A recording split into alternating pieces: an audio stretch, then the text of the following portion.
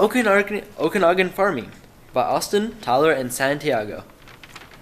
Okanagan Valley already had agriculture here before settlers came. They were skilled with livestock. They had horses for 150 years.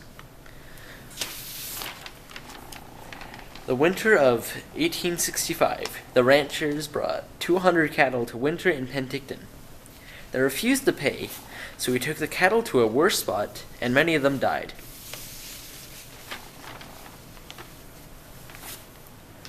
The next year, the Okanagan land size was slashed. James Douglas retired, and when he was replaced by Trutch. Haynes set out smaller land sizes. Surveyors agreed that this was for the better. One ranch near Vernon Coldstream had large influence on agriculture. They had a very colonial landowner, the Earl of Aberdeen. He became their Governor General of Canada. He ignited change, encouraged settling, and began the orchard industry.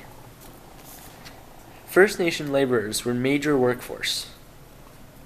Mostly, they were Okanagan workers. There were hundreds of families camped at farms in tents. Aberdeen maintained economic control by keeping wages local, by giving out cash coupons redeemable only at local stores, versus regular cash, which you can spend anywhere.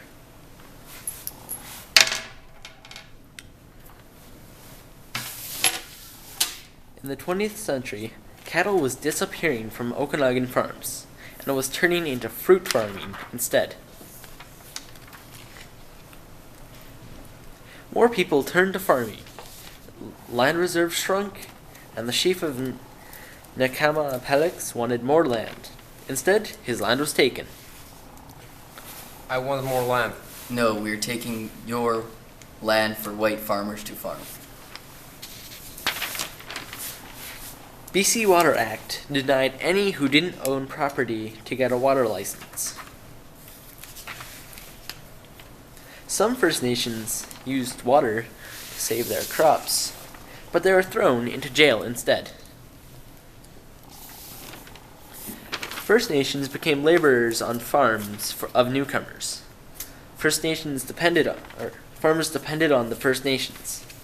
The farmers used First Nations for picking, canning, and packing. Thanks for watching. Oh.